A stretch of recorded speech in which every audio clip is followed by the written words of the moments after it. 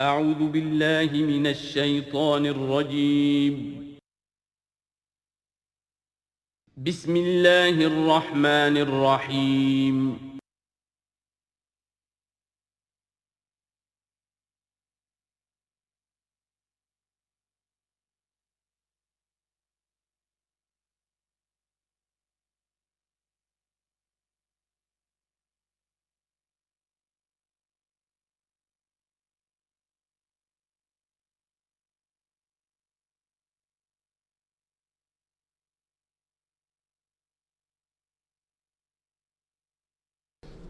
الحمد للہ وکفیٰ والصلاة والسلام علی عبادہ الذین اصطفیٰ اما بعد فقد قال اللہ تبارک و تعالی کما ورد فی سورۃ محمد صلی اللہ علیہ وسلم اعوذ باللہ من الشیطان الرجیم بسم اللہ الرحمن الرحیم مثل الجنۃ التی وعد المتقون فیہا انہار من ماء غیر آسن وانہار من لبن لم یتغیر طعمہ وانہار من خمر لذۃ للشاربین وانہار من عسل مصفی ولہم فیہا من کل الثمرات ومغفرۃ من ربہم کمن ہوا خالد فی النار وسقوا ماء حمیما فقطع امعاءہم صدق اللہ العظیم۔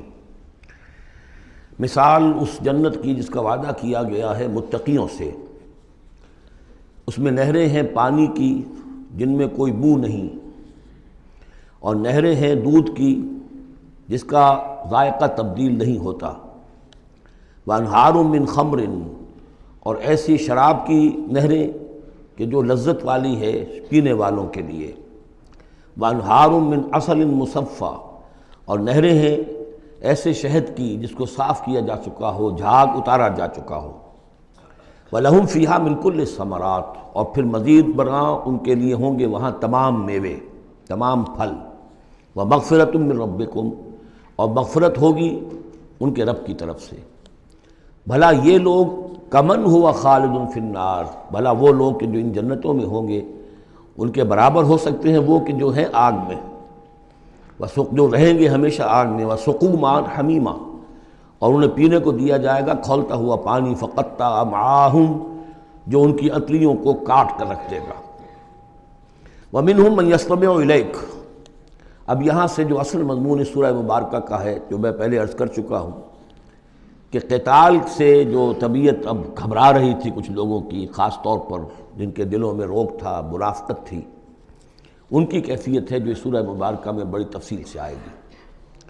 وَمِنْهُمْ مَنْ يَسْتَمِعُ إِلَيْكَ، ان میں سے کچھ لوگ ایسے بھی ہیں جو اے نبی آپ کی بات بڑی توجہ سے سنتے ہیں، حتیٰ اذا خرجوا من عندک، یہاں تک کہ جب وہ آپ کے پاس سے نکل کر باہر جاتے ہیں، قالوا للذین اوتوا العلم ماذا قال آنفا، تو وہ کہتے ہیں ان کو کہ جنہیں علم دیا گیا، کیا کہا انہوں نے، اب یہ نئی بات آج کیا کہہ دی انہوں نے۔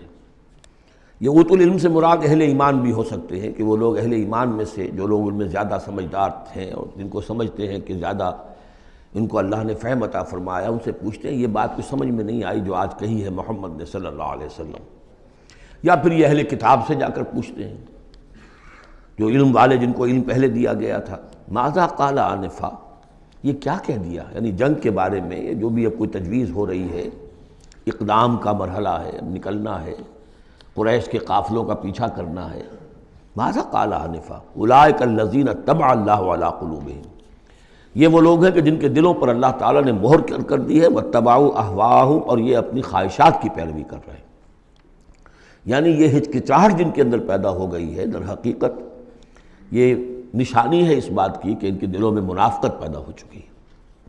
والذین اہتدوا زادہم ھدی، اور جو ہدایت پر ہیں اللہ تعالیٰ نے ان کی ہدایت میں اضافہ کیا ہے، اس نئے مرحلے کے آنے سے ان کے جوش ایمان میں اور ذوق شہادت میں اضافہ ہو گیا ہے۔ وآتاہم تقواہم، اللہ تعالیٰ نے انہیں ان کے تقوی میں اور اضافہ فرمایا ہے۔ فَهَلْ يَنظُرُونَ إِلَّا السَّاعَةَ أَن تَأْتِيَهُم بَغْتَةً، تو یہ کس چیز کے منتظر ہے سوائے قیامت کے کہ وہ آ دھمکے ان پر اچانک، فقط جاء أشراطها، اس کی علامتیں تو آ چکی ہیں، یعنی قیامت کی سب سے بڑی علامت جو ہے وہ در حقیقت حضور صلی اللہ علیہ وسلم کی بعثت ہے، جو کہ آپ آخری رسول ہیں، اور آپ نے فرمایا بھی ہے کہ بعثت انا والساعة كهاتین، دونوں انگلیوں کو آپ نے جوڑا، میں اور قیامت اس طریقے سے جڑے ہوئے، اب میرے بعد کوئی اور نبی نہیں، انا آخر المرسلین وانتم آخر الامم، میں آخری رسول ہوں، تم آخری امت ہو، تو اب آپ کی بات تو قیامت ہی آنی ہے۔ فَأَنَّىٰ لَهُمْ إِذَا جَاءَتْهُمْ ذِكْرَاهُمْ، تو جب وہ آ جائے گی، ان پر دھمک آ جائے گی، یا دھمکے گی، تو پھر اس وقت ان کا یاد کرنا یا نصیحت اخذ کرنا یا سبق حاصل کرنا ان کے کس کام کا ہوگا؟ فَاعْلَمْ أَنَّهُ لَا إِلَٰهَ إِلَّا اللَّهُ وَاسْتَغْفِرْ لِذَنبِكَ، پس جان لو کہ اللہ کے سوا کوئی معبود نہیں، اور اپنی خطاؤں کے لیے اللہ سے استغفار کرو۔ اب یہاں ایک تو یہ ہے کہ یہ بات خطاب کر کے حضور سے کہی جا رہی ہے واحد کے صیغے میں، اس حوالے سے ایک تعویل تو یہ ہو سکتی ہے کہ یہ حقیقت میں حضور کی وساطت سے آپ کی امت سے کہی جا رہی ہے، لیکن یہ ہے کہ اس میں علماء نے یہ بات بھی نکالی ہے کہ یہاں حضور مخاطب ہے، اور حضور کی مخاطبت میں یہ پہلو موجود ہے کہ حضور کے گناہ کا معاملہ جو ہے ہم اپنے گناہ پر قیاس نہ کریں۔ حسنات الابرار سیئات المقربین، حضور کی تو جو انٹینسٹی ہوتی تھی تعلق مع اللہ کی شدید، اس میں ذرا سی کمی آتی تھی تو آپ اسے بھی سمجھتے تھے کہ بہت بڑی کوتاہی مجھ سے ہو گئی ہے۔ گویا کہ ہمارے لیے تو کہیں بمشکل کبھی اللہ تعالیٰ کی خصوصی عنایت سے طبیعت کے اندر انشراح ہو جائے تو یہ بہت بڑی نعمت ہے، اور حضور کے لیے وہ تو انشراح تو ہر وقت رہتا ہی تھا۔ اگر ذرا سا کہیں کسی مسئلے میں تھوڑی سی اس انشراح کی شدت میں کمی آ جائے تو آپ اسے بہت بڑی اپنی کوتاہی، بڑا گناہ سمجھتے تھے۔ ویسے میری ایک ذاتی رائے بھی ہے، وہ میں اگلی صورت میں آ کر اس بات کو پورے طور سے واضح کروں گا کہ یہاں حضور کی خطا سے مراد یہ ہے کہ جو بھی اس جد و جہد میں کہیں کوئی کوتاہی رہ گئی ہے، اور وہ کوتاہی اگر دوسرے مسلمانوں سے ہوئی ہے، تب بھی جیسا کہ آپ کو معلوم ہے کہ جنگ اگرچہ سب مل کر لڑتے ہیں، سپاہی بھی لڑتا ہے، لیکن یہ کہ صحرا بنتا ہے تو جو کمانڈر ہوتا ہے، سپہ سالار ہوتا ہے، فتح اس کے کھاتے میں جاتی ہے۔ اسی طریقے سے شکست ہو جائے تو شکست کا جو کلنک کا ٹیکہ ہے وہ بھی ظاہر بات ہے کہ سپہ سالار کے ماتھے پر لگے گا، چاہے اس میں غلطی کسی اور کی ہو جائے۔ اس اعتبار سے اگر کہیں کسی سے کوئی کوتاہی ہوئی ہے تو گویا کہ وہ حضور صلی اللہ علیہ وسلم کی جد و جہد ہونے کے اعتبار سے کہ آپ ہی کی قیادت میں ہو رہی ہے، تو اس جد و جہد کے اندر کہیں کوئی کوتاہی یا کمی جو ہے اس کا ذکر ہو رہا ہے۔ وَلِلْمُؤْمِنِينَ وَالْمُؤْمِنَاتِ، اے نبی آپ استغفار کیجئے اپنی خطا تقصیر کا بھی، اور اہل ایمان مردوں اور عورتوں کے لیے بھی۔ وَاللَّهُ يَعْلَمُ مُتَقَلَّبَكُمْ وَمَثْوَاكُمْ، اللہ خوب جانتا ہے کہاں تمہیں لوٹ کر جانا ہے، بازگشت تمہاری کہاں ہے، اور کہاں تمہارا اصل گھر ہے مستقل، تمہارا ٹھکانہ کہاں ہے، یعنی آخرت، بہشت۔ وَيَقُولُ الَّذِينَ آمَنُوا لَوْلَا نُزِّلَتْ سُورَةٌ، اور کہتے ہیں یہ لوگ جو ایمان کے دعوے دار ہیں کیوں نہیں کوئی سورت نازل ہوئی۔ یہ بہت اہم آیت ہے اس سورت کی، کہ اصل میں حضور نے جب وہ چھوٹی چھوٹی مہمیں بھیجنی شروع کر دی تھی، اس وقت تک کوئی ایسی صحیح آیت جب اللہ کے راستے میں نکلو اور قتال کرو شاید نازل نہیں ہوئی۔ اذن کے درجے میں تو بات آ گئی کہ سورہ حج کے اندر آیت نازل ہو گئی تھی، لیکن سورہ حج کو بھی بعض حضرات چونکہ مدنی سمجھتے ہیں تو ہو سکتا ہے وہ بھی اس کے بعد نازل ہوئی ہو اگر وہ رائے صحیح ہو۔ باقی سورہ بقرہ کے اندر جو آیات آئی ہیں وہ بھی یہ ہے کہ جب وہ تم سے جنگ کریں، قاتلوا فی سبیل اللہ الذین یقاتلونکم، اور بظاہر ہجرت کے بعد ابتدا ابھی مکے والوں کی طرف سے نہیں ہوئی تھی، انیشیٹو حضور نے لیا ہے، چھوٹے چھوٹے دستے آپ نے بھیجنے شروع کر دیے، ان کا گھیراؤ گویا کہ آپ کر رہے ہیں۔ ایک تو پولیٹیکل آئسولیشن آف قریش، کہ جہاں بھی آپ گئے 4 مہموں میں تو آپ خود بھی تشریف لے گئے، 8 مہمات ہیں کل بدر سے پہلے، جن میں سے 4 میں آپ نے بھی شرکت فرمائی، اس لیے وہ غزوات کہلاتے ہیں۔ عام ہمارا خیال ہے کہ پہلا غزوہ جو ہے غزوہ بدر ہے، اس سے پہلے 8 ہیں مہمات، جن میں سے 4 سرایا ہیں جن میں حضور تشریف نہیں لے گئے، مسلمانوں کو آپ نے بھیجا، اور 4 غزوات ہیں۔ جہاں آپ گئے وہاں جا کر آپ نے وہاں کے قبیلے سے، اس علاقے میں جو قبیلہ آباد تھا اس سے آپ نے صلح کر لی۔ اب یا تو وہ پہلے حلیف تھا قریش کا، اب حلیف بن گیا وہ حضور کا صلی اللہ علیہ وسلم، یا یہ کہ نیوٹرل بن گیا، اس نے کہا کہ نہ ہم آپ کی مدد کریں گے قریش کے خلاف، نہ قریش کی مدد کریں گے آپ کے خلاف۔ نتیجہ یہ ہوا کہ پولیٹیکل جو انفلوئنس تھا، zone of influence, political influence Quraysh کا وہ کم ہو رہا ہے۔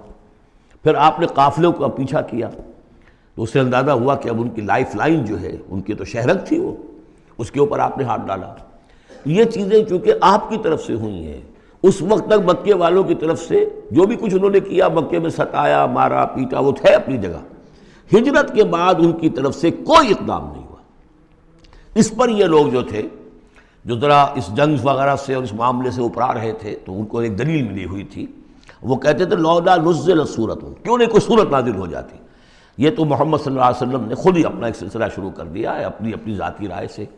ان کا خیال ہوگا جیسے کوئی مہم جو انسان ہوتا ہے، تو شاید اسی طریقے سے اب یہ جو ہے مہم جو انسان بن گئے۔ لولا نزل سورۃ فاذا انزلت سورۃ محکمۃ، پھر جب ایک محکم صورت نازل کر دی گئی، وذکر فیہا القتال، اور اس میں قتال کا حکم آ گیا۔ رأیت الذین فی قلوبہم مرض، تو اب تم دیکھو گے ان لوگوں کو کہ جن کے دلوں میں روگ ہے، ینظرون الیک نظر المغشی علیہ من الموت، اب آپ کی طرف ایسے دیکھیں گے جیسے وہ شخص دیکھتا ہے جس پر موت کی غشی طاری ہو رہی ہوتی ہے۔ دلیل ان کی ختم ہو گئی۔ اب وہ کہتے تھے کہ آیت اترے، کو قرآن نازل ہو جس سے معلوم ہو کہ اب قتال ہے، یہ اللہ کا حکم ہے۔ اسی لیے اسی آیت میں جو لفظ قتال آیا ہے، اسی کے حوالے سے اس سورت کا نام سورہ قتال بھی ہے۔ فَإِذَا أُنزِلَتْ سُورَةٌ مُحْكَمَةٌ وَذُكِرَ فِيهَا الْقِتَالُ رَأَيْتَ الَّذِينَ فِي قُلُوبِهِم مَّرَضٌ يَنظُرُونَ إِلَيْكَ نَظَرَ الْمَغْشِيِّ عَلَيْهِ مِنَ الْمَوْتِ فَأَوْلَىٰ لَهُمْ، تو افسوس ہے ان پر، بربادی ہے ان کے لیے۔ طاعۃ وقول معروف، دیکھو ایمان لائے ہو، ایمان کا دعویٰ کر رہے ہو تو اطاعت لازم ہے تم پر، طاعۃ وقول معروف، ہاں کوئی مشورہ دینا ہے، بھلی بات کہنی ہے، کوئی حرج نہیں ہے، مشورہ دے سکتے ہو، اچھی بات کہہ سکتے ہو، لیکن اطاعت کرنی پڑے گی۔ فَإِذَا عَزَمَ الْأَمْرُ، مشورے کے بعد جب فیصلہ ہو جائے، ایک بات طے ہو جائے، فَلَوْ صَدَقُوا اللَّهَ لَكَانَ خَيْرًا لَهُمْ، تو اب اگر انہوں نے جو وعدہ اللہ سے کیا ہوا تھا اور جو میثاق ایمان ان کا ہے، اس کو اگر یہ سچا کریں گے، ثابت ہوں گے سچے، تبھی ان کی خیریت ہے، تبھی ان کے لیے بہتری ہے۔ فَهَلْ عَصَيْتُمْ إِن تَوَلَّيْتُمْ أَن تُفْسِدُوا فِي الْأَرْضِ وَتُقَطِّعُوا أَرْحَامَكُمْ، اس آیت کے دو ترجمے کیے گئے ہیں۔ پہلے میں وہ ترجمہ کر رہا ہوں کہ جو شیخ الہند کا بھی ہے اور مجھے اسی سے اتفاق ہے، کہ تم ذرا سوچو، اگر جس حال میں اس وقت تم ہو، اگر تمہیں حکومت مل جائے، تم والی بن جاؤ، تمہیں یہاں اقتدار مل جائے اس جزیرہ نما عرب میں، تو تمہاری ابھی چونکہ پوری تربیت نہیں ہوئی ہے، خاص طور پر ظاہر بات ہے کہ جو انصار مدینہ تھے ابھی ایمان لائے تھے، ان کی تربیت تو نہیں ہوئی، ان میں ایک بڑی تعداد ایسے لوگوں کی بھی شامل تھی، آپ کو معلوم ہے کہ جو منافق تھے۔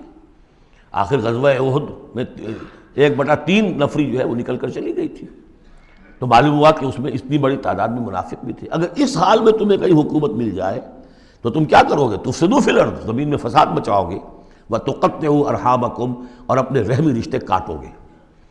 یہ بات سمجھنی چاہیے ان جماعتوں کو بھی کہ جو چاہے اپنے دارشت میں دین کے لیے اقتدار حاصل کرنا چاہتی ہیں، کہ ہم دین کو قائم کرنے کے لیے چاہتے ہیں کہ ہمارا غلبہ ہو، لیکن یہ کہ اگر وہ اپنے کارکنوں کی تربیت پر زور نہیں دیں گے، ان میں خلوص اور اخلاص اور للہیت، خالص اللہ کے لیے جو کرنا ہے اللہ کے لیے اور دین کے احکام کے مطابق، اگر ان جماعتوں کے کارکن جو ہیں وہ اس کی پوری تربیت یافتہ نہیں ہوں گے، تو ہو سکتا ہے کہ بجائے اگر انہیں کہیں اختیار مل جائے تو بجائے اصلاح کے اور فساد ہو جائے۔ اور پہلا فساد تو اس اعتبار سے کہ بہرحال وہ لوگ فاسق اور فاجر تھے، انہوں نے جو فساد مچایا سو مچایا، لیکن اگر دین کے نام پر کہیں فساد مچ جائے تو پھر دین بدنام ہو جائے گا۔ یہ ہے مضمون کہ جو یہاں اس آیت میں آیا ہے کہ ابھی تمہیں امتحانوں میں سے گزرنا پڑے گا، بھٹیوں میں سے نکلو گے تب تم زرے خالص بنو گے اور کندن بنو گے۔ ایک ترجمہ یہ کیا گیا ہے ان تولیتم، مطلب اگر تم منہ موڑ لو گے، قتال نہیں کرو گے، تو اس کا نتیجہ یہ نکلے گا کہ زمین میں فساد ہوگا اور تم اپنے رحمی رشتے قطع کرو گے۔ لیکن میرے نزدیک پہلا مضمون، یہ ترجمہ میں آپ کو پڑھ کر سنا رہا ہوں، شیخ الہند کا ہے۔ پھر تم سے یہ بھی توقع ہے کہ اگر تم کو حکومت مل جائے تو خرابی ڈالو ملک میں اور قطع کرو اپنی قرابتیں، مجھے اسی سے اتفاق ہے۔ اولئک الذین لعنہم اللہ فاصمہم واعمی ابصارہم، یہ وہ لوگ ہیں کہ جن پر اللہ تعالیٰ نے لعنت کی ہے اور انہیں بہرا بھی کر دیا ہے اور ان کی نگاہوں کو اندھا کر دیا ہے۔ افلا یتدبرون القرآن ام علی قلوب اقفالها، کیا یہ قرآن پر تدبر نہیں کرتے؟ قرآن پر تدبر کریں، اس کے بین السطور بھی تو پڑھیں۔ غلبہ دین کی جد و جہد میں یہ سارے مراحل آنے والے ہیں، یہ تو ان سے پہلے کہہ دیا گیا تھا، سورہ عنکبوت میں آ چکا تھا۔ احسب الناس ان یترکوا ان یقولوا آمنا وهم لا یفتنون، کیا لوگوں نے یہ سمجھا تھا کہ صرف یہ کہنے سے کہ ہم ایمان لائے انہیں چھوڑ دیا جائے گا اور بخش دیا جائے گا اور انہیں آزمایا نہیں جائے گا؟ وَلَقَدْ فَتَنَّا الَّذِينَ مِن قَبْلِهِمْ فَلَيَعْلَمَنَّ اللَّهُ الَّذِينَ صَدَقُوا وَلَيَعْلَمَنَّ الْكَاذِبِينَ، ہم نے تو ہمیشہ جو بھی ان سے پہلے تھے ان کو بھی آزمایا ہے، اور اللہ تو صاف کھول دے گا، واضح کر دے گا کہ کون حقیقت میں سچے مومن ہیں اور کون جھوٹ موٹ کے مومن بنے ہوئے ہیں۔ اور اسی صورت میں آگے بھی آ گیا فَلَيَعْلَمَنَّ اللَّهُ الَّذِينَ آمَنُوا وَلَيَعْلَمَنَّ الْمُنَافِقِينَ، اللہ تو بالکل دودھ کا دودھ پانی کا پانی جدا کر دے گا کہ اللہ تعالیٰ کھول دے گا کہ کون واقعی مومن اور کون منافق ہے۔ تو کیا یہ لوگ قرآن پر تدبر نہیں کرتے یا ان کے دلوں پر قفل پڑ چکے ہیں؟ ان الذین ارتدوا علی ادبارہم من بعد ما تبین لہم الہدی، یقیناً وہ لوگ جو اپنی پیٹھوں کے بل مڑ جائیں گے اس کے بعد کہ ان پر ہدایت واضح ہو چکی ہو۔ الشیطان سول لہم، شیطان نے در حقیقت ان کے لیے یہ مرحلہ ارتداد کا اور پیچھے مڑ جانے کا آسان کر دیا ہے۔ وَأَمْلَى لَهُمْ، اور ان کو بڑی طول عمل کے اندر پھنسا دیا ہے، لمبے لمبے ان کی امیدیں ہیں دنیا کے اندر۔ ظاہر بات ہے دنیا میں بڑے بڑے نقشے بنا رکھے ہیں، تو اب یہ میدان جنگ میں جاتے ہوئے تو انسان کترائے گا۔ ذَلِكَ بِأَنَّهُمْ قَالُوا لِلَّذِينَ كَرِهُوا مَا نَزَلَ اللَّهُ سَنُطِيعُكُمْ فِي بَعْضِ الْأَمْرِ، یہ اس لیے ہے کہ انہوں نے کہا ان لوگوں سے جنہیں ناپسند ہے وہ شے جو اللہ نے نازل کی۔ اللہ نے قرآن نازل کیا، یہ ناپسند کس کو تھا؟ قریش کو تھا، کفار کو اور یہود کو۔ تو یہ لوگ جو ایمان تو لے آئے تھے لیکن یہ کہ ان کے اندر وہ روگ تھا، دلوں میں وہ مرض تھا، وہ نفاق کی بیماری جڑ پکڑ چکی تھی۔ وہ یہ کہتے تھے ذالک بانہم قالوا للذین کرہوا ما نزل اللہ، جن لوگوں کو یہ اللہ کے اتاری ہوئی کتاب اور اللہ کے اتارے ہوئے احکام پسند نہیں آتے، ان سے جا کر ان کا سنطیعکم فی بعض الامر، کہ دیکھیے ہم اگرچہ ایمان تو لے آئے ہیں، وہ محمد کی بات تو ہمیں ماننی ہے لیکن ہم آپ کی بھی اطاعت جاری رکھیں گے، کچھ چیزوں کے اندر آپ کی بات پر ہم عمل کریں گے، آپ کا حکم مانیں گے۔ آپ یہ نہ سمجھیے کہ ہم نے آپ سے اپنا رشتہ بالکل توڑ لیا۔ منافق اسی کو کہتے ہیں کہ جس نے دونوں کے ساتھ جڑا رکھنے کی اپنے آپ کو کوشش کی۔ مذبذبین بین ذلک لا الہ الا ولا الہ الا، ان کے پاس جاتے ہیں تو کہتے ہیں، اہل ایمان کے پاس آتے ہیں تو کہتے ہیں ہم ایمان لے آمنا، وَإِذَا خَلَوْا إِلَىٰ شَيَاطِينِهِمْ قَالُوا إِنَّا مَعَكُمْ إِنَّمَا نَحْنُ مُسْتَهْزِئُونَ وَاللَّهُ يَعْلَمُ إِسْرَارَهُمْ، اور اللہ تعالیٰ کو خوب معلوم ہے جو کچھ کی یہ خفیہ باتیں کرتے ہیں جا کر۔ فَكَيْفَ إِذَا تَوَفَّتْهُمُ الْمَلَائِكَةُ يَضْرِبُونَ وُجُوهَهُمْ وَأَدْبَارَهُمْ، تو کیا حال ہوگا ان کا جب کہ ان کی جانیں قبض کریں گے فرشتے، ان کے چہروں پر ضرب لگاتے ہوئے اور ان کی پیٹھوں کے اوپر ضرب لگاتے ہوئے۔ ذَلِكَ بِأَنَّهُمُ اتَّبَعُوا مَا أَسْخَطَ اللَّهُ، یہ اس لیے کہ انہوں نے پیروی اس چیز کی جو اللہ کو ناپسند ہے۔ وَكَرِهُوا رِضْوَانَهُ، اور ناپسند کیا انہوں نے اللہ کی رضا کو۔ فَأَحْبَطَ أَعْمَالَهُمْ، تو اللہ نے ان کے سارے اعمال اکارت کر دیے، حبط کر دیے۔ یعنی اب تک انہوں نے حضور کے پیچھے نمازیں جو پڑھی ہیں اور جو بھی کوئی نیکیاں کی ہیں، اب جب مرحلہ آ گیا ہے قتال کا اور یہ جی چرا رہے ہیں تو گویا کہ وہ سارے ان کے اب تک کے جو اعمال ہیں وہ حبط ہو جائیں گے۔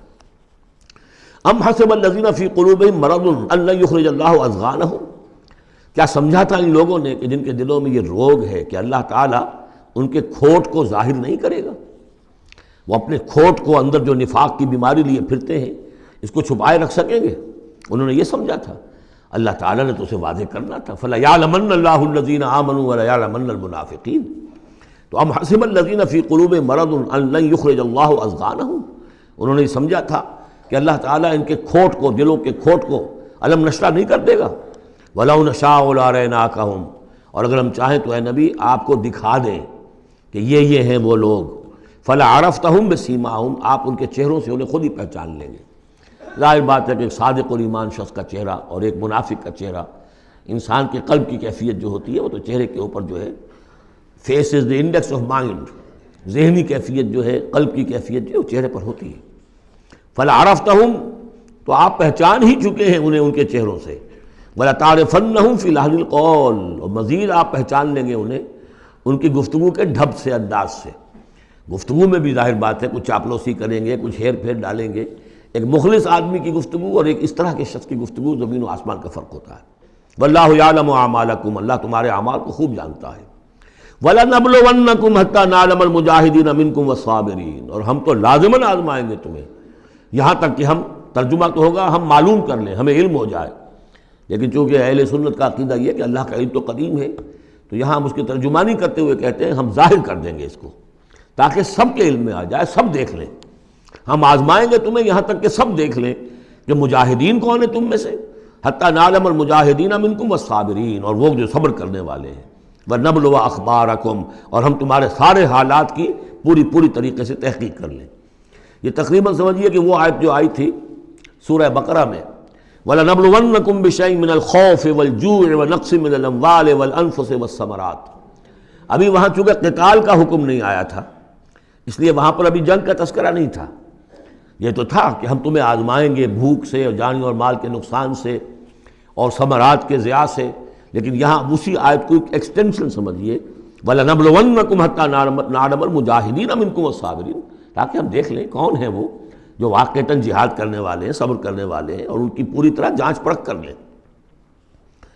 ان الذين كفروا وصدوا عن سبيل الله وشاقوا الرسول من بعد ما تبين له الهدى لن يضروا الله شيئا، یقیناً وہ لوگ جنہوں نے کفر کیا اور جو روکتے رہے لوگوں کو بھی اللہ کے راستے سے اور اللہ کی اور اس کے رسول کی مخالفت میں سرگرم رہے، زدہ میں پڑ گئے، من بعد ما تبين لهم الهدى، اس کے بعد کہ ان کے لیے ہدایت واضح ہو چکی تھی، لن يضروا الله شيئا، وہ اللہ کا کچھ نہیں بگاڑ سکیں گے، وسيحبط اعمالهم، اللہ تعالیٰ ان کے اعمال کو بھی حبط کر دے گا۔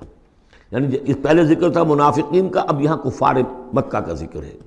ان کے اعمال کیا تھے؟ وہی حاجیوں کی خدمت کرتے تھے، اجعلتم سقایۃ الحاج وعمارۃ المسجد الحرام کمن آمن باللہ والیوم الآخر، اور یہ کہ بہرحال اور بھی کچھ دے، کسی نے کھانا کھلا دیا، کسی کو کچھ اور کر دیا، اور پھر یہ کہ جو کچھ انہوں نے جد و جہد کی ہے، انہوں نے بھی مال خرچ کیے ہیں، جنگیں کی ہیں۔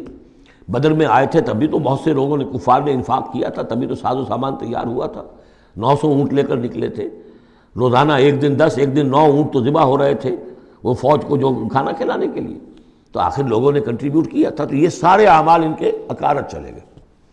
یا ایھا الذین آمنوا اطیعوا اللہ واطیعوا الرسول ولا تبطلوا اعمالکم، اے اہل ایمان اللہ کی اطاعت کرو اور اس کے رسول کی اطاعت کرو، لا تبطلوا اعمال، اپنے اعمال ضائع نہ کرا بیٹھنا۔ یعنی اب تک اگر تم نے کچھ اعمال کیے ہیں، کوئی محنت بھی کی ہے، کچھ انفاق بھی کیا ہے، کچھ اور جد و جہد کی ہے، لیکن اب جو یہ مرحلہ نیا آ گیا ہے، اس کو یوں سمجھیے اب امر حال یہ ہے، اللہ کا اس کے رسول کا جس وقت جو حکم ہے اس وقت اس کو ماننا ہوگا۔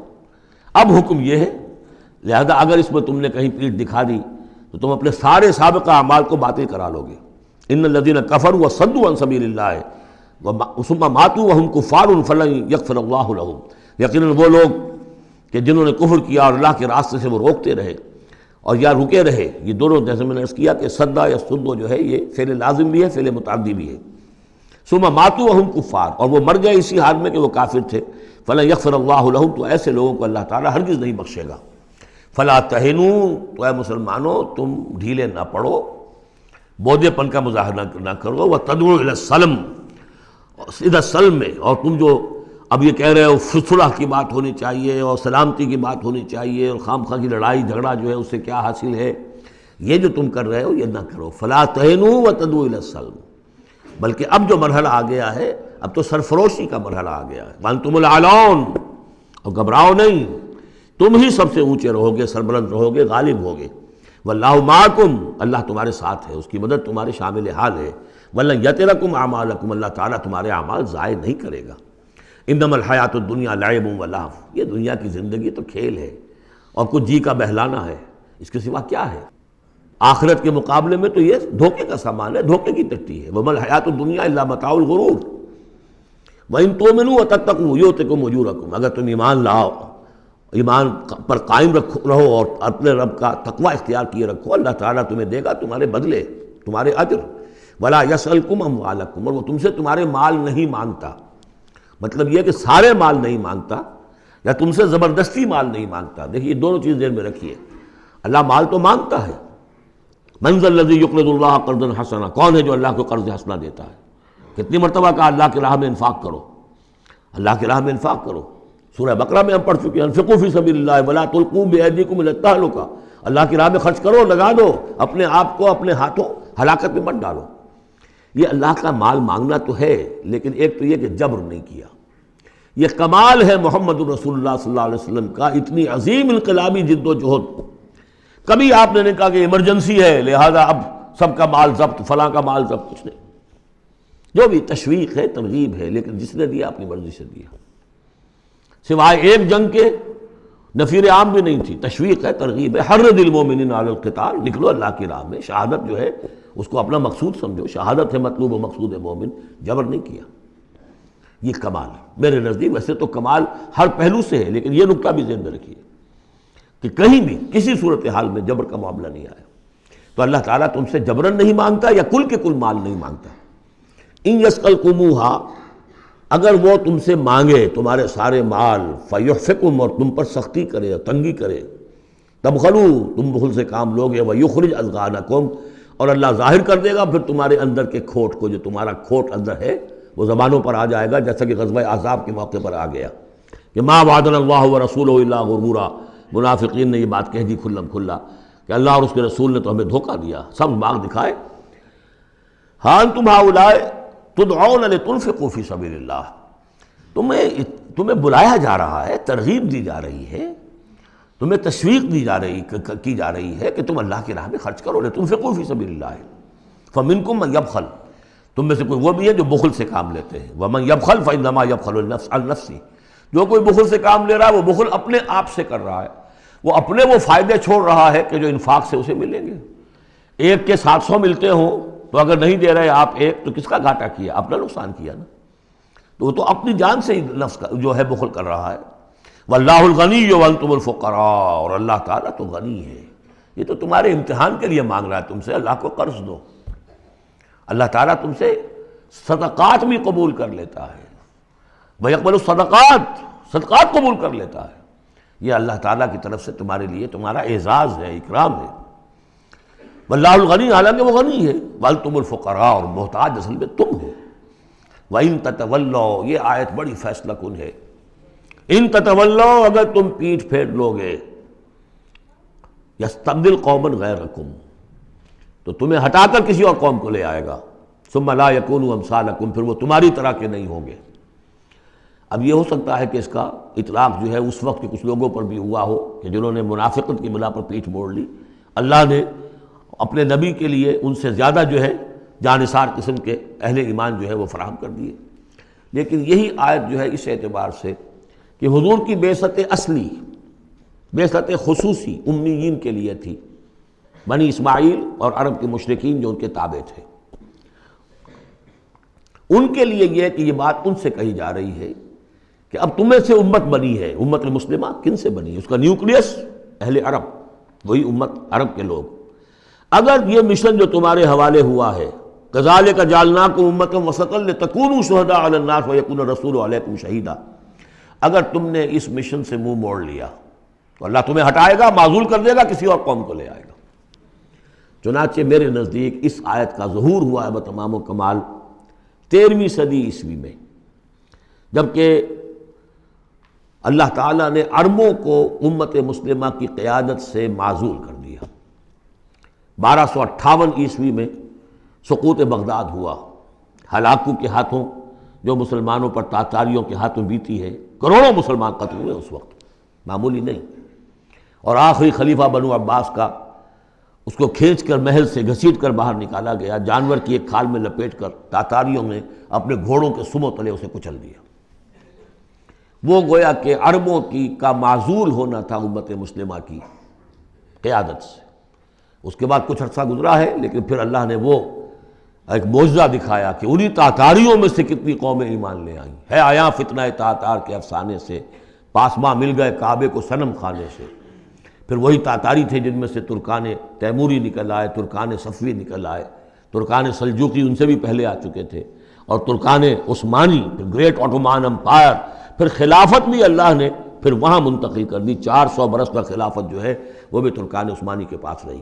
ان تتولوا یستبدل قوما غیرکم ثم لا یکونوا امثالکم، صدق اللہ العظیم۔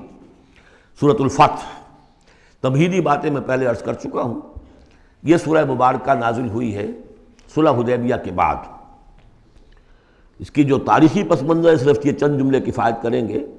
سن 5 میں غزوہ احزاب کے بعد یہ حضور نے صحابہ سے کہہ دیا تھا کہ اب قریش میں وہ دم نہیں رہا کہ اب دوبارہ وہ تم پر چڑھ کر آئیں اور حملہ کریں۔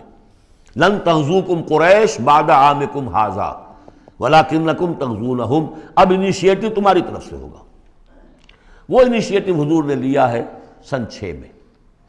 آپ نے عمرے کا احرام باندھا، اور آپ کے ساتھ 1400، عام طور پر زیادہ بیان ہوتا ہے لیکن بعض روایات میں 1800 صحابہ احرام باندھ کر چلے کہ ہم عمرہ کرنے جا رہے ہیں۔ یہ گویا کہ ایک ٹیسٹ تھا کہ اب قریش کرتے کیا ہیں۔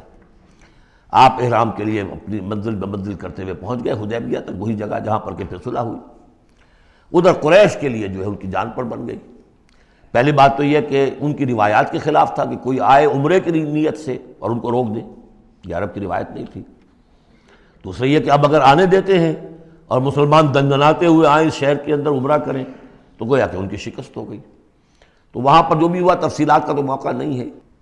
ایک طرف تو وہ تلے ہوئے تھے کہ جنگ کریں گے، اور جب حضرت عثمان کو حضور نے بھیجا ہے کچھ سلسلہ جنبانی کے لیے، وہاں ان کو روک لیا گیا، خبر مشہور ہو گئی کہ انہیں شہید کر دیا گیا۔ پھر حضور نے بیعت لی، وہ بیعت علی الموت کہلاتی ہے، بیعت علی لا نفر یا بیعت علی الموت، اور اس کا نام ہے بیعت رضوان۔ ایک درخت کے نیچے آپ تشریف فرما ہوئے اور سب نے آ کر آپ سے بیعت کی کہ اب یہاں جانیں دے دیں گے اپنی، سب ہم یہاں پر مرنے کے لیے تیار ہیں، جانیں قربان کر دیں گے، یہاں سے واپس نہیں جائیں گے۔ جب وہاں یہ خبریں پہنچی اور انہوں نے کچھ اور اندازہ کر لیا تھا کہ یہ تو بڑے سرفرے لوگ معلوم ہو رہے ہیں، ان میں سے کوئی جو ہے بھاگنے والا نظر نہیں آتا یہاں سے، تو پھر یہ ہے کہ وہ مجبور ہو گئے کہ اب کو صلح کریں۔ پھر صلح ہوئی، صلح حدیبیہ، لیکن وہ بڑی ان ایکول صلح تھی، اس میں مسلمانوں کے لیے ہیوملیشن تھی، اس لیے کہ یہ طے کر لیا گیا اس میں کہ اگر کوئی مسلمان مدینے سے واپس آئے مکے تو اسے مکے والے واپس نہیں کریں گے، لیکن اگر کوئی مکے سے مدینے جائے گا تو واپس کرنا ہوگا۔ اور وہاں پر ہو بھی یہ گیا۔ ابو جندل صحابی تھے جن کو کہ اسی نے جو کہ وہاں سے صلح کے لیے گفت و شنید کرنے کے لیے آیا تھا، سہیل بن عمرو، اس کا ہی بیٹا عین اس وقت وہ پہنچ گیا، لیکن صلح کے وہ کاغذات لکھے جا چکے تھے۔ اس نے معاملہ بچایا، مسلمانوں مجھے پھر قصائیوں کے حوالے کر رہے۔ حضور نے فرمایا کہ اب ابو جندل تم صبر کرو، جو وعدہ ہم کر چکے ہیں ہمیں اس کی پابندی کرنی ہے۔ بہرحال اس کو حضور نے، اگرچہ صحابہ تو اس درجے دلگیر تھے کہ ہم یہ دم کر صلح کیوں کر رہے ہیں، حضرت عمر رضی اللہ تعالیٰ عنہ سے تو بہرحال یہ بھی کہہ دیجئے کہ زیادہ قرب جو انہیں حاصل تھا حضور سے، اس کی بنا پر ان کی یہ ہمت ہو گئی کہ آپ نے وہ سوال جواب بھی کر لیا جس پر آپ پھر ساری عمر پچھتاتے رہے۔ کہ آپ نے پوچھا کہ کیا ہم حق پر نہیں ہیں؟ حضور نے فرمایا ہاں ہم حق پر ہیں۔ کیا آپ اللہ کے رسول نہیں ہیں؟ آپ نے مسکرا کر جواب دیا ہاں میں اللہ کا رسول ہوں۔ تو پھر ہم یہ کیوں دم کر صلح کر رہے ہیں؟ آپ نے فرمایا کہ میں وہی کر رہا ہوں جو اللہ نے مجھے حکم دیا۔ بس اتنی سی بات تھی جس پر ساری عمر پچھتائے۔ لیکن یہ بات حضرت علی نے بھی کر دی اس درجے میں کہ جب وہ صلح نامہ لکھا گیا، حضور ڈکٹیٹ کرا رہے تھے، حضرت علی کاتب تھے، لکھ رہے تھے، تو اب حضور نے فرمایا یہ صلح نامہ ہے، لکھو محمد رسول اللہ اور قریش کے مابین۔ وہ سہیل بن عمرو نے اعتراض کر دیا کہ نہیں، یہ اگر ہم اس میں لکھیں گے ظاہر بات ہے صلح نامے پر تو دونوں فریقوں کے دستخط ہوتے ہیں، تو میں دستخط کروں گا تو میں تو آپ کو اللہ کا رسول نہیں مانتا، ورنہ اس عبارت کی روح سے جب اس کے نیچے میرا بھی دستخط آئیں گے تو گویا میں نے مان لیا۔ تو حضور نے اس پر بھی مسکرا کر کہا کہ تم مانو نہ مانو میں اللہ کا رسول ہوں، لیکن اے علی مٹا دو یہ رسول اللہ کے لفظ، مٹا دو، وہاں سے لکھ دو یہ معاہدہ ہے محمد ابن عبداللہ اور قریش کے مابین۔ حضرت علی نے کہا کہ حضور یہ میں نہیں کر سکتا، میں اپنے ہاتھ سے آپ کے نام کے ساتھ لکھے ہوئے الفاظ، اب دیکھیے اگرچہ حکم تو یہ ہے کہ الامر فوق الادب، لیکن یہ کہ یہ جو بھی کچھ ہوا ہے تو یہ ہوا غیرت دینی، حمیت دینی کی وجہ سے۔ حضرت علی نے بھی کیا، حضرت عمر نے بھی کیا، دونوں کے طرز عمل میں کوئی فرق نہیں۔ لیکن بہرحال اس کے بعد جو ہے صلح ہوئی ہے، اور مسلمانوں کے دل اگرچہ اس پہ بہت ہی رنجیدہ تھے، اور یہ بات بھی بڑی عجیب تھی کہ وہیں احرام کھول دیے گئے، وہیں قربانی کے جانور جو ہیں، تو اب اس پر جو ہے یہ آیت صورت اتری ہے، اور پہلا لفظ یہ ہے انا فتحنا لک فتحا مبینا، مسلمانوں کی دلجوئی کے لیے کہ تم جسے سمجھ رہے ہو کہ دب کر صلح کی ہے، حقیقت حال کے اعتبار سے تو اے محمد ہم نے آپ کو بڑی روشن فتح عطا فرمائی۔ آج ہم اسے انٹرپریٹ کر سکتے ہیں روشن فتح کس اعتبار سے کہ ٹریٹی کے معنی یہ ہے کہ مصالحت یا صلح ہوتی ہے دو فریقوں کے درمیان جو ایک دوسرے کو ریکگنائز کریں۔ اس کا مطلب یہ ہے کہ قریش نے ریکگنائز کر لیا that Muhammad is a power to reckon with، اور یہ بہت بڑی بات ہے، قریش نے تسلیم کیا، اور تسلیم کرنا جو ہے یہ اللہ تعالیٰ کی طرف سے فتح عظیم ہے۔ انا فتحنا لک فتحا مبینا لیغفر لک اللہ ما تقدم من ذنبک وما تاخر۔ اب دیکھیے یہ ذنب کا لفظ یہاں پھر دوبارہ آ گیا، تاکہ اللہ تعالیٰ بخش دے آپ کو جو پچھلے ہوئی آپ کی کوئی کوتاہیاں یا گناہ یا جو بعد میں ہوئی، وَيُتِمَّ نِعْمَتَهُ جو پیچھے رہے گناہ ان کو بھی بخش دے، وَيُتِمَّ نِعْمَتَهُ عَلَيْكَ اور تاکہ اللہ تعالیٰ اپنی نعمت کا اتمام فرما دے آپ پر، وَيَهْدِيَكَ صِرَاطًا مُسْتَقِيمًا اور آپ کو ہدایت دے سیدھے راہ کی طرف۔ اب یہ ہے پھر ایک اشکال پیدا ہوتا ہے کہ حضور صلی اللہ علیہ وسلم تو پہلے ہی سیدھی راہ پر ہیں، پھر یہ کہ تمام اہل ایمان حضور کے ساتھ سیدھی راہ پر چلے آ رہے ہیں، اور سیدھی راہ پر چلتے ہوئے اب اہل ایمان کو بھی، حضرت ابوبکر کو بھی آپ کے ساتھ چلتے ہوئے کتنے برس ہو گئے؟ 18 برس ہو گئے، تو اب ان کے معنی کیا ہو گئے؟ تو اس پہ بہت سی بحثیں ہیں، یہ تو اب میں تفسیر میں نہیں جا سکتا۔ میری توجہ وہی ہے جو میں اس سے پہلے سورہ محمد میں کر چکا ہوں ضم کی، کہ یہ جو جد و جہد ہوئی ہے اس میں اگر کہیں کوئی خامی کوتاہی کسی کی طرف سے ہوئی ہے، چاہے وہ کسی اور مسلمان کی طرف سے ہوئی ہے، صاحب ایمان کی طرف سے ہوئی ہے، غلطی ہوئی ہے، خطا ہوئی ہے، ان سب کی اب اللہ تعالیٰ تلافی فرما دے گا۔ یہ فتح مبین جو ہے وہ ان سب کو کور کر جائے گی، اور یہدیہ کا صراط مستقیم، اب آپ کی یہ جد و جہد بالکل سیدھی تیر کی طرح اپنے ہدف کی طرف بڑھے گی۔ اب اس میں کوئی جو ہے تزلزل نہیں ہوگا، بلکہ آپ کی یہ جد و جہد، اللہ کے دین کی اقامت کی جد و جہد اور اللہ کی حکومت قائم کرنے کی جد و جہد جو ہے سیدھی اپنے ہدف کی طرف بڑھتی چلی جائے گی۔ چنانچہ یتم نعمتہ، وہ تو ہم پڑھ چکے ہیں، الیوم اکملت لکم دینکم واتممت علیکم نعمتی ورضیت لکم الاسلام دینا۔ تو دین کا اتمام ایک تو اس شکل میں کہ قرآن میں دین مکمل ہو جائے، شریعت پوری ہو گئی، لیکن اس سے تکمیل نہیں ہوتی اس معنی میں جب تک اس کی ایک عملی ڈیمانسٹریشن بھی مکمل نہ ہو۔ عملی ڈیمانسٹریشن مکمل ہوتی ہے جب اللہ کی حکومت بالفعل قائم ہو جائے۔ تو اتمام نعمت جو ہے وہ صرف کتاب کے اندر اس شریعت کا پورا بیان ہو جانا اور نظام کا آ جانا، اس سے وہ اتمام بتمام و کمال نہیں ہوتا جب تک کہ اس کی ایک نشانی، اس کا ایک نمونہ جو ہے، اس کی ایک صورت لوگوں کے سامنے نہ آ جائے، آئیڈیل فارم اس کی جو ہے وہ سامنے نہ آ جائے، اس کا نمونہ سامنے آ جائے۔ تو اس کے لیے ضروری ہے کہ اب یہ جد و جہد آپ کی جو ہے سیدھی اب تیز رفتاری کے ساتھ اپنے اصل ہدف یعنی اظہار دین، لیظہرہ علی الدین کلہ، اور یہ آیت آ جائے گی اس سورہ مبارکہ کے آخر میں بھی کہ ہم نے بھیجا ہی آپ کو اے محمد اس لیے ہے کہ آپ اللہ کے دین کو غالب کریں۔ تو وہ اللہ کے دین کے غلبے کی جد و جہد اب تیر کی طرح سیدھی جائے گی۔ اللہ نے ساری اگلی پچھلی اگر کوئی اس میں کمیاں کوتاہیاں رہ گئی ہیں کسی کی طرف سے آپ کے ساتھیوں میں سے، ان سب کی تلافی کے لیے یہ فتح مبین آپ کو عطا کر دی۔ وَيَنْصُرَكَ اللَّهُ نَصْرًا عَزِيزًا، اور اللہ آپ کی مدد کرے گا ایسی مدد کہ جس کے لیے کوئی شکست نہ ہو، بڑی زبردست مدد۔ هُوَ الَّذِي أَنزَلَ السَّكِينَةَ فِي قُلُوبِ الْمُؤْمِنِينَ لِيَزْدَادُوا إِيمَانًا مَعَ إِيمَانِهِمْ، وہی ہے کہ جس نے اہل ایمان کے دلوں میں سکینت نازل کر دی تاکہ ان کے ایمان میں اور اضافہ ہو جائے، تاکہ وہ اور اضافہ کر لیں اپنے ایمان میں، جتنا ایمان ہے اس سے اور بڑھ کر۔ وَلِلَّهِ جُنُودُ السَّمَاوَاتِ وَالْأَرْضِ، اب ظاہر بات ہے کہ اس میں ایک تو کیفیت یہ تھی کہ جو انہیں سکون حاصل تھا کہ وہ تیار تھے سب اپنی جانیں دینے کے لیے، اس کے لیے بھی ایک سکون قلب کے اندر اللہ تعالیٰ نے ان کے پیدا کیا تھا، تبھی تو وہ اس کے لیے آمادہ ہوئے۔ پھر یہ کہ ان کے اندر نظم اور ضبط کا یہ عالم کہ کوئی ایک شخص بھی حق میں نہیں تھا کہ یہ صلح یہاں اس وقت ہو، لیکن محمد رسول اللہ ان کی اطاعت، اس کا سب سے بڑا ٹیسٹ وہاں ہوا ہے۔ اور یہ بات جو میں کہہ رہا ہوں شاید بعض حضرات کو عجیب لگی، کوئی ایک شخص بھی نہیں تھا اس کے حق میں، اس کی دلیل کیا ہے؟ اس کی دلیل یہ ہے کہ جب حضور نے جب صلح ہو گئی مکمل، آپ نے فرمایا مسلمان اٹھو، احرام کھول دو اور یہی قربانیاں دے دو۔ کوئی نہیں اٹھا، ایک بھی نہیں اٹھا۔ دوسری مرتبہ کہا آپ نے اٹھو بھائی، اب ہو گیا بات، بس جو ہو گئی ہو گئی، اب یہی احرام کھول دو، کوئی نہیں اٹھا۔ تیسری دفعہ کوئی نہیں اٹھا۔ آپ دلگیر ہو کر، دل گرفتہ ہو کر اپنے خیمے میں چلے گئے۔ ام سلمہ رضی اللہ تعالیٰ عنہ ام المومنین آپ کے ساتھ تھیں، ان سے جا کر کہا میں نے 3 مرتبہ مسلمانوں سے کہا ہے کہ اٹھو اور احرام کھول دو، کوئی نہیں اٹھ رہا۔ انہوں نے کہا، مشورہ دیا کہ آپ کسی سے کچھ نہ کہیں، اپنی زبان سے کچھ نہ کہیں، آپ اپنا احرام کھول دیے، بس آپ آئے باہر، آپ نے قربانی دی، احرام کھول دیا، اس پر اب سب اٹھ گئے۔ یعنی اصل میں وہ سب کے سب منتظر تھے کہ کیا حضور ہمارا امتحان لے رہے ہیں، یہ کوئی ٹیسٹ ہو رہا ہے، کیا ہو رہا ہے، یا حالت منتظرہ شاید کوئی نئی صورت پیدا ہو جائے، شاید حالات بدل جائیں۔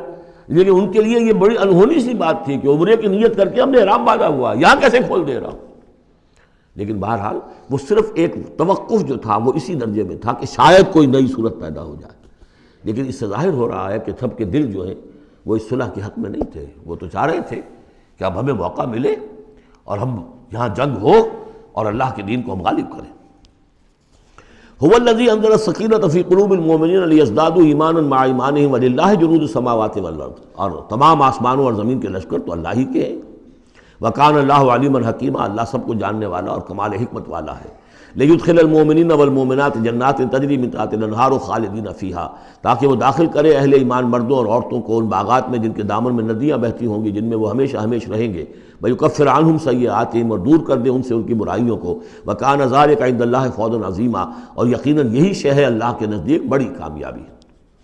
وَيُعَذِّبُ الْمُنَافِقِينَ وَالْمُنَافِقَاتِ وَالْمُشْرِكِينَ وَالْمُشْرِكَاتِ الظَّانِّينَ بِاللَّهِ ظَنَّ السَّوْءِ، یہ الفاظ بہت مشابہ ہیں سورہ احزاب کی آخری آیات کے، اور سورہ احزاب جو ہے آپ کو معلوم ہے سن 5 میں نازل ہوئی، اور یہ سن 6 میں نازل ہو رہی ہے، تو زمانہ جو ہے قریب کا ہے۔ اور اللہ سزا دے اور عذاب دے منافق مردوں اور منافق عورتوں کو، اور مشرک مردوں اور مشرک عورتوں کو، کہ جو اللہ کے بارے میں بہت برے گمان رکھتے ہیں۔ علیہم دائرۃ السوء، اصل میں تو ان کے اوپر ہے مسلط برائی کا دائرہ۔ وغضب اللہ علیہم، اور اللہ غضبناک ہوا ہے ان پر۔ ولعنہم، اللہ نے ان پر لعنت فرمائی ہے۔ وعد لہم جہنم، اور ان کے لیے تیار کیا ہوا جہنم کو، وساعت مصیرا، اور وہ بہت بری جگہ ہے لوٹنے کی۔ وللہ جنود السماوات والارض، آسمانوں اور زمین کے لشکر کل کے کل اللہ ہی کے اختیار میں ہیں۔ وکان اللہ عزیزا حکیما، اللہ زبردست ہے اور حکیم ہے۔ پہلے آیا تھا علیما حکیما، اب عزیزا حکیما۔ انا ارسلناک شاہدا ومبشرا ونذیرا، اے نبی ہم نے بھیجا ہے آپ کو شاہد بنا کر، وہی شاہد گواہی دینے والا۔ یہاں اپنے قول اور اپنے عمل سے اللہ کے دین کی گواہی دی۔ قیامت میں کھڑے ہو کر عدالت میں پروزیکیوشن وٹنس کی حیثیت سے کہیں گے اے اللہ تیرا دین جو مجھ تک آیا تھا میں نے پہنچا دیا تھا، اب یہ ان کے ذمے ہے۔ فکیف اذا جئنا من کل امۃ بشہید وجئنا بک علی ہؤلاء شہیدا، ہم نے آپ کو بھیجا ہے گواہ بنا کر اور بشارت دینے والا بنا کر اور خبردار کرنے والا بنا کر، لتؤمنوا باللہ ورسولہ، تاکہ اے مسلمانوں تم ایمان رکھو اللہ پر اور اس کے رسول پر، وتعزروہ وتوقروہ، اور اللہ کے رسول کی تو تم مدد بھی کرو اور ان کی تعظیم کرو، توقیر کرو، وتسبحوہ بکرۃ واصیلا، اور اللہ کی تم تسبیح کرو صبح شام۔ یہاں دیکھیے اس آیت میں لتؤمنوا باللہ ورسولہ، اللہ اور اس کے رسول دونوں پر ایمان رکھو، پھر رسول کے لیے وتعزروہ وتوقروہ، اور اللہ کے لیے وتسبحوہ بکرۃ واصیلا، اس کی تسبیح بیان کرو صبح شام۔ ان الذین یبایعونک انما یبایعون اللہ، یقیناً وہ لوگ جو اے نبی آپ سے بیعت کر رہے ہیں وہ حقیقت میں اللہ سے بیعت کر رہے ہیں۔ ید اللہ فوق ایدیہم، اللہ کا ہاتھ ان کے ہاتھوں کے اوپر ہے۔ فمن نکث فانما ینکث الی نفسہ، تو جو کوئی بھی اس بیعت کی خلاف ورزی کرے گا، اس کو توڑے گا، اس کا سارا وبال اسی کے اوپر ہوگا۔ ومن اوفی بما عاہد علیہ اللہ، اور جو پورا کر دے گا اس معاہدے کو جو اللہ سے کر رہا ہے، فسیؤتیہ اجرا عظیما، تو اللہ تعالیٰ اسے اجر عظیم عطا فرمائے گا۔ اس آیت کو اچھی طرح سمجھ لیجئے اور اس کا تعلق جوڑ لیجئے جو سورہ توبہ کی آیت نمبر 111 تھی۔ ان اللہ اشتری من المؤمنین انفسهم واموالهم بان لهم الجنہ یقاتلون فی سبیل اللہ فیقتلون ویقتلون وعدا علیہ حقا فی التوراۃ والانجیل والقرآن ومن اوفی بعہدہ من اللہ فاستبشروا ببیعکم الذی بایعتم بہ، اللہ نے اہل ایمان سے ان کی جانیں اور مال خرید لی ہے جنت کے عوض۔ یہ جو خرید و فروخت ہو گئی ہے یہ بیع ہو گئی ہے، بیع و شرع ہو گئی ہے۔ فاستبشروا ببیعکم الذی بایعتم بہ، خوشیاں مناؤ، جشن مناؤ اس بیعت پر، اس بیع پر، اس سودے پر جو تم نے کیا ہے، اس سے بہتر سودا کوئی نہیں۔ اچھا یہ بیع تو ہوئی بندے اور اللہ کے مابین۔ فرض کیجئے میں بیعت کر رہا ہوں، اے اللہ میں اپنی جان مال تیرے حوالے کرتا ہوں، لیکن اللہ کے اور میرے درمیان تو غیب کا پردہ ہے۔ یہ کیسے، کس کو دوں یہ جان اور مال، کس کے حکم پر دوں، کس کے کہنے پر دوں، کہاں مال خرچ کروں؟ ظاہر بات ہے کہ اس کے لیے کوئی انسان، اب وہ انسان اس وقت ہے محمد الرسول اللہ صلی اللہ علیہ وسلم، بیع اللہ سے، بیعت محمد سے۔ محمد اللہ کے رسول ہیں، وہ بتائیں گے کہ اس طرح مال خرچ کرو، اس طرح جان لگاؤ، یہ وقت آ گیا ہے جان لے کر میدان میں آ جاؤ، جان ہتھیلی پر رکھ کو میدان میں آ جاؤ۔ لہذا جو بیع اللہ سے ہوئی ہے، ان اللہ اشتری من المؤمنین انفسهم واموالهم بان لهم الجنہ، اس کے لیے بیعت محمد رسول اللہ سے ہو رہی ہے۔ اور یہ عرب میں رواج تھا کہ جب وہ کوئی سودا کرتے تھے پھر وہ مصافحہ کرتے تھے، ہاتھ ملاتے تھے۔ ہاتھ جب ملا لیا اب وہ جو سودا ہے پکا ہو گیا، اب پیچھے نہیں جا سکتے آپ۔ جب تک مصافحہ نہیں ہوتا اس وقت تک آدمی کوئی اس میں تبدیلی کر سکتا ہے، لیکن مصافحہ جو ہے وہ پختگی کے لیے۔ لہذا یہ بیعت اب محمد رسول اللہ سے ہو رہی ہے کہ ہم نے جو جان اللہ اور اپنی مال جو اللہ کے حوالے کی ہے اسے ہم خرچ کریں گے آپ کے کہنے کے مطابق، جو آپ حکم دیں گے، آپ کی مرضی ہے، آپ ہم سے جب چاہیں یہ جان اور مال حاصل ہے، جب چاہیں وصول فرما لیں۔ یہ بیعت ہے جو ہوئی ہے محمد رسول اللہ سے۔ اچھا، اس میں جو یہ فرمایا، چونکہ یہ تین فریق ہو گئے، اللہ، بیعت کرنے والا اور جس کے ہاتھ پر بیعت کی گئی، لہذا یہ ٹرائی پارٹائٹ ایگریمنٹ ہے، تین فریق ہیں اس کے۔ ایک وہ ہے حضور کا ہاتھ، جس پر بیعت کرنے والے کا ہاتھ آ گیا۔ اللہ نے فرمایا ایک تیسرا ہاتھ بھی ہے، وہ تمہیں نظر نہیں آ رہا، ید اللہ فوق ایدیہم، اللہ کا ہاتھ ان کے ہاتھوں کے اوپر ہے۔ تو یہ تین ہاتھ ہیں در حقیقت اس بیعت کے اندر، اس بیعت کے اندر۔ ان الذین یبایعونک انما یبایعون اللہ، اصل میں تو بیعت، اور بیعت جو ہو رہی ہے تو اللہ سے ہو رہی ہے۔ فاستبشروا ببیعکم الذی بایعتم بہ، باب مفاعلہ کے اندر بھی وہ آ گیا، تم نے جو باہمی یہ کیا ہے بیع و شراء کا معاملہ، اس میں خوشیاں مناؤ، وہی باب مفاعلہ ہے، وہ یبایعونک، ان الذین یبایعونک، اے نبی جو آپ سے یہ بیعت کر رہے ہیں، انما یبایعون اللہ، وہ اللہ سے بیعت کر رہے ہیں۔ ید اللہ فوق ایدیہم، اللہ کا ہاتھ ان کے ہاتھوں کے اوپر ہے۔ فمن نکث فانما ینکث علی نفسہ، تو جو کوئی بھی اب اس سے روگردانی کرے گا، اسے توڑے گا، اس کی خلاف ورزی کرے گا، اس کا وبال اسی پر آئے گا، آپ پر اس کا کوئی الزام نہیں۔ ومن اوفی بما عہد علیہ اللہ فسیؤتیہ اجرا عظیما، اور جو بھی پورا کر دے گا جس کا کہ اس نے وعدہ اللہ سے کیا ہے، یہ معاہدہ اللہ سے ہوا جان اور مال کا۔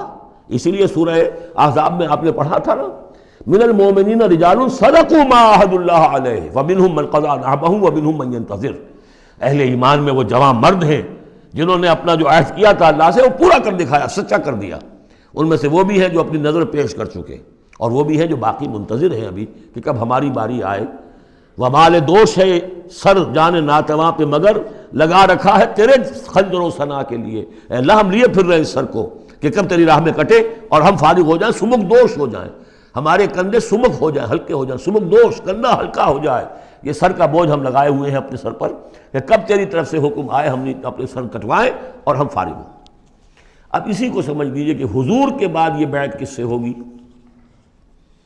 جو بھی کوئی داعی اللہ اب کھڑا ہو اللہ کے نام کے، نبی تو نہیں ہوگا، ہوگا امتی، اطاعت اس کی ہوگی، اللہ اور اس کے رسول کی اطاعت کے نیچے نیچے، اس کے دائرے کے اندر، مستقل بذات اطاعت اس کی نہیں ہوگی۔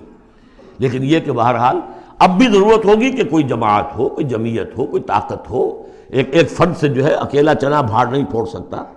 دین کو غالب کرنے کی جد و جہد، عقیم الدین جو ہم پڑھائے ہیں، یہ پورا سلسلہ جو ہے مکی صورتوں کا جو ان مدنی صورتوں کے ساتھ منسلک ہے، توحید عملی، اقامت دین، اور جو اس صورت کے اندر آ جائے گا لِیُظْہِرَہُ عَلَى الدِّینِ کُلِّہ، اس کے لیے جماعت چاہیے، جمعیت چاہیے۔ تو اب بھی کوئی اللہ کا بندہ ہوگا، آپ اسے ٹھوک بجا کر دیکھ لیں، اطمینان دیکھیں، سوچ دیکھیں، اس کی رائے کیا ہے، وہ کیا سمجھتا ہے، اگر وہ دین سے بھی واقف ہے، اگر وہ یہ کہ زمانے کے حالات سے بھی واقف ہے، اس کی شخصیت کو دیکھیے، اس کے ماحول کو دیکھیے، اگر آپ کا دل گواہی دے کہ یہ کوئی بہروپیہ نہیں ہے، یہ واقعتاً سنسیئر آدمی ہے، خلوص کے ساتھ اس کے ہاتھ میں ہاتھ دے کر بیعت کیجیے، ساتھ چلیے۔ یہی طریقہ مسنون اور منصوص ہے، یہی ایک طریقہ ہے جس کا قرآن مجید میں، یعنی نصوص کسے کہتے ہیں؟ نصوص قرآنی، نصوص حدیث، حدیث میں بھی ذکر ہے تو بیعت کا ہے۔ باقی اور کوئی طریقہ جماعت سازی کا مسنون نہیں ہے، مباح وہ بھی ہے، جو بھی طریقہ اختیار کر لیا مباح ہے، حرام نہیں ہے۔ ممبرشپ ہے، ممبرشپ سے پھر امیر کا منتخب کرنا ہے، 2 سال 4 سال کے بعد پھر انتخاب، ٹھیک ہے، کوئی شے حرام نہیں ہے جب تک کہ اس کی حرمت کے لیے کوئی دلیل نہ ہو۔ لیکن مسنون اور منصوص اور معصور، تین الفاظ۔ نصوص قرآن و سنت میں جس کا تذکرہ ہے وہ بیعت ہے۔ جو مسنون ہے، پوری زندگی حضور کی جو ہے اس میں کتنی بیعتیں ہوئی ہیں، بیعت عقبہ اولیٰ، بیعت عقبہ ثانیہ، بیعت رضوان، اور پھر یہ کہ نحن الذین بایعوا محمدا علی الجہاد ما بقینا ابدا۔ جب غزوہ احزاب میں جب وہ خندق کھودی جا رہی تھی تو یہ شعر پڑھ رہے تھے صحابہ کرام، ہم ہیں وہ لوگ کہ جنہوں نے محمد سے بیعت کی ہے، جہاد کی، اب یہ جہاد جاری رہے گا جب تک جان میں جان ہے۔ یہ ہے ساری زندگی میں آپ کی بیعت کا نظام تھا۔ اس کے بعد خلافت ہوئی تو بیعت پر ہوئی، حضرت ابو بکر سے بیعت، عمر سے بیعت، مشورہ علیحدہ بات ہے، جب طے ہو گیا کہ اب یہ ہو گیا تو بیعت۔ پھر خلافت میں کچھ غلط رخ پیدا ہو رہا تھا، حضرت حسین رضی اللہ تعالیٰ عنہ اور حضرت عبداللہ ابن زبیر رضی اللہ تعالیٰ عنہما یہ کھڑے ہوئے تو جنہوں نے جمعیت بنائی بیعت کی بنیاد پر بنائی۔ یہ دوسری بات ہے کہ جو کوفی تھے انہوں نے جو بیعت کی تھی حضرت حسین سے وہ توڑ دی انہوں نے۔ فمن نکث فانما ینکث علی نفسہ۔ اس کے بعد ہمارے ہاں اگر کوئی سلسلہ بنا ہے ارشاد کا، تزکیہ نفس کا، صوفیاء کرام وہ بھی بیعت، بادشاہ ہوتے تھے تو بیعت۔ پچھلی صدی میں جتنے جہاد ہوئے، ہمارے ہاں سب سے بڑا جہاد ہوا پچھلی صدی کا، 19ویں صدی عیسوی کا، سید احمد بریلوی رحمۃ اللہ علیہ اور شاہ اسماعیل شہید رحمۃ اللہ علیہ، ان لوگوں کا جو بیعت کی بنیاد پر جماعت تھی، کوئی اور بنیاد جماعت سازی کی نہیں تھی۔ مہدی سوڈانی نے جہاد کیا انگریزوں کے خلاف بیعت کی بنیاد پر، سنوسی نے جہاد کیا اطالویوں کے خلاف بیعت کی بنیاد پر۔ تو یہ بیعت کا لفظ ہے جو یہاں آیا ہے، اس کو اچھی طرح سمجھ لیجئے۔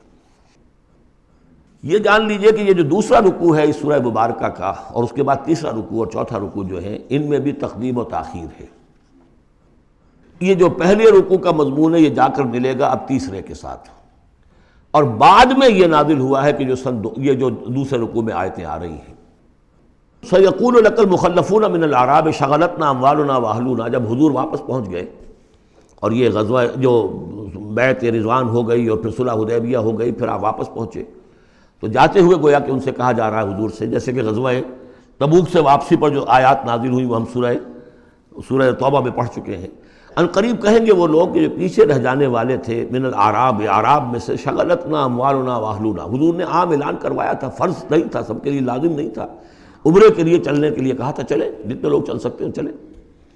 تو اب آئیں گے یہ وہ اعراب جو ہے بادیہ نشین، اور وہ کہیں گے حضور ہم مشغول رہے اپنے اموال میں، اپنے ڈھور ڈنگر کی دیکھ بھال میں، اپنے اہل و عیال میں، ہم آپ کے ساتھ نہیں جا سکے، فاستغفر لنا، تو ہمارے لیے استغفار کیجئے۔ یقولون بألسنتہم ما لیس فی قلوبہم، یہ لوگ اپنے منہوں سے وہ کچھ کہہ رہے ہیں اپنی زبانوں سے، ان کے دلوں میں نہیں ہے، دلوں میں کچھ اور ہے۔ یہ منافقوں کا تذکرہ ہو رہا ہے اعراب میں سے۔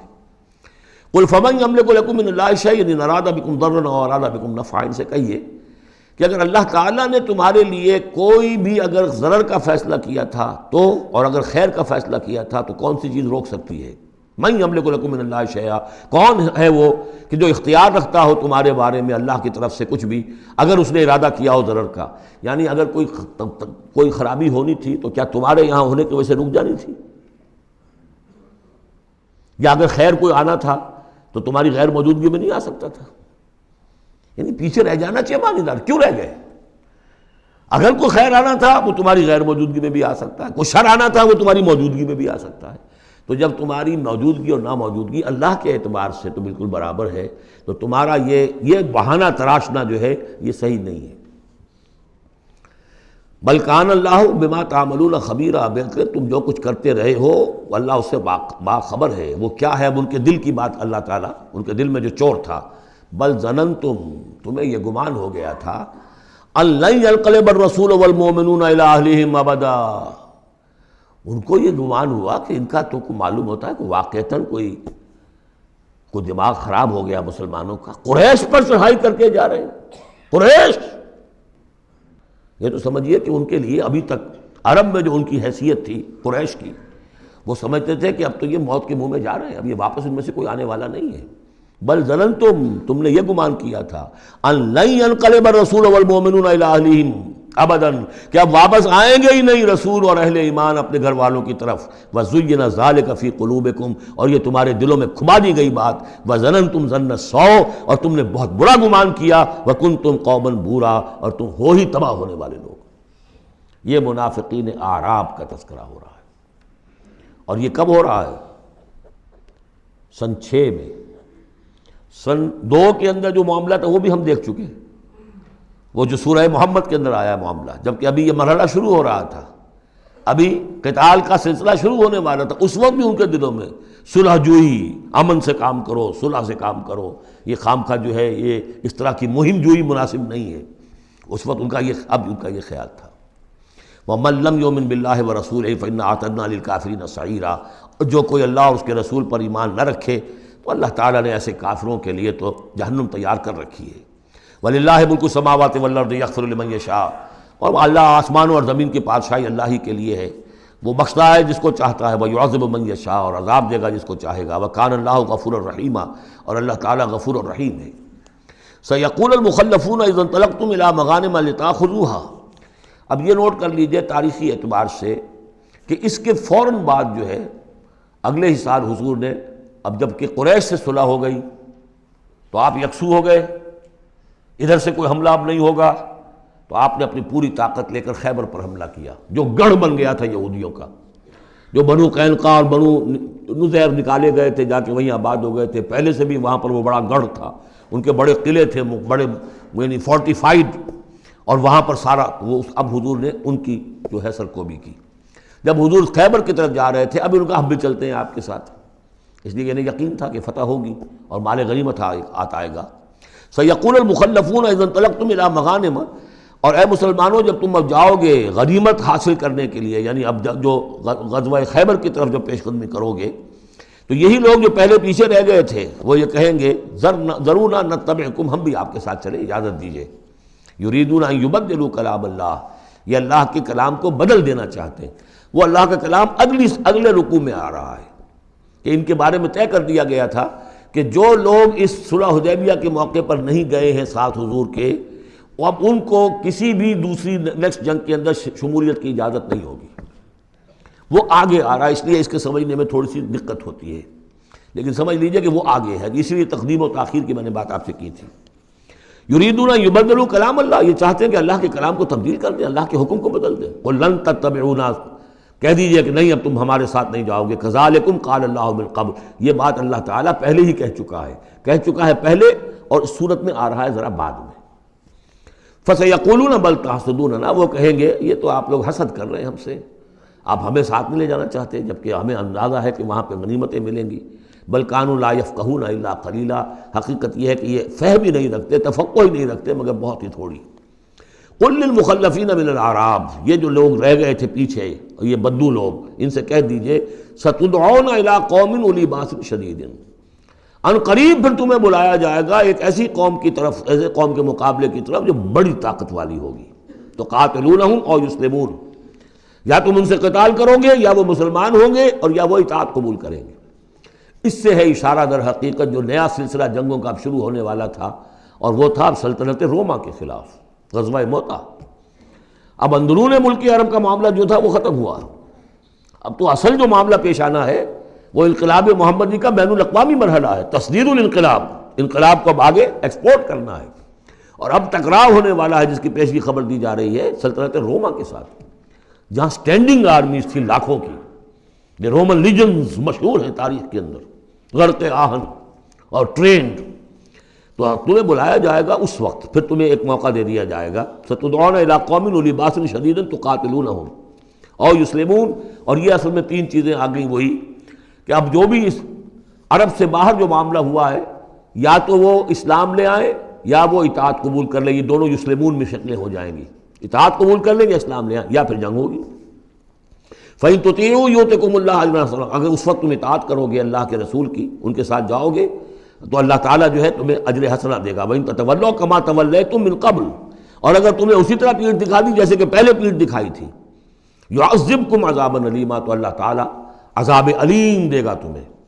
لَيْسَ عَلَى الْأَعْمَىٰ حَرَجٌ، ہاں اگر کوئی اندھا ہے تو اس پر کوئی الزام نہیں ہے، کوئی تنگی نہیں ہے، وہ اگر نہیں گیا کوئی بات نہیں۔ وَلَا عَلَى الْأَعْرَجِ حَرَجٌ، نہ کوئی لنگڑا ہے تو اس کے لیے بھی نہیں ہے۔ وَلَا عَلَى الْمَرِيضِ حَرَجٌ، اسی طریقے سے کوئی بیمار ہے تو اس پر بھی کوئی اس کی باس پرس نہیں ہے۔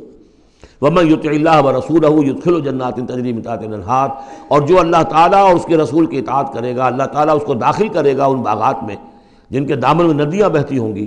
وَمَن يَتَوَلَّى، اور جو کوئی پلٹ جائے پیٹھ موڑ لے، يُعَذِّبْهُ عَذَابًا أَلِيمًا، اللہ تعالیٰ اسے عذاب علیم دردناک عذاب دے گا۔ اب اس کے بعد یہ پہلے رکوع والا مضمون جو بیعت کا مضمون چل رہا تھا، وہی بیعت کا مضمون اب آگے یہاں چل رہا ہے۔ یہ بیچ والا جو ہے دوسرے رکوع کا مضمون، یہ اس کے بعد کا تھا، پہلے آ گیا۔ وہاں جو فرمایا تھا کہ ان الذین یبایعونک انما یبایعون اللہ، اب آگے چلیے، لقد رضی اللہ عن المؤمنین اذ یبایعونک تحت الشجرہ، اللہ راضی ہو گیا ان اہل ایمان سے جو آپ سے بیعت کر رہے تھے درخت کے نیچے۔ فعلم ما فی قلوبہم، تو اللہ تعالیٰ کے علم میں ہے جو کچھ ان کے دلوں میں تھا، اور اس وقت ذوق شہادت اور جوش جہاد تھا، ابھی وہ صلح کی بات تو ہوئی نہیں، وہ تو بیعت کر کے ہونے کے بعد ہوئی ہے۔ فانزل السکینۃ علیہم، اللہ نے ان پر سکینت، سکون، اطمینان نازل کر دیا۔ واصابہم فتحا قریبا، اور انہیں فتح دے دی بہت قریب، وہ فتح قریب وہی ہے، انا فتحنا لک فتحا مبینا، اس صلح کو کہا گیا کہ فوری طور پر انہیں فتح مل گئی۔ ومغانم کثیرۃ یاخذونہا، اور بہت سی غنیمتیں ہیں جو وہ اور جو لیں گے حاصل کریں گے. وَكَانَ اللَّهُ عَزِيزًا حَكِيمًا، اور اللہ تعالیٰ زبردست ہے، حکمت والا. وعدکم اللہ مغانم کثیرۃ تاخذونہا، اے مسلمانوں اللہ کا تم سے وعدہ ہے بہت سی غنیمتیں تمہیں ملیں گی. فعجل لکم ہذہ، تو یہ تو تمہیں نقد دے دی ہے، فوری طور پر دے دی ہے یہ فتح جو تمہیں مل گئی ہے. وکف ایدی الناس عنکم، اور اللہ تعالیٰ نے روک لیا لوگوں کے ہاتھوں کو تم سے. لتکون آیۃ للمؤمنین، تاکہ یہ اہل ایمان کے لیے ایک نشانی بن جائے. وَيَهْدِيَكُمْ صِرَاطًا مُسْتَقِيمًا، اور اللہ تعالیٰ تمہاری رہنمائی فرمائے سیدھے راستے کی طرف. یعنی اب تمہاری جد و جہد جو ہے وہ تیر کی طرح سیدھی کامیابی کے آخری مراحل تک پہنچ جائے. بارک اللہ لی ولکم فی القرآن العظیم ونفعنی وإیاکم بالآیات والذکر الحکیم.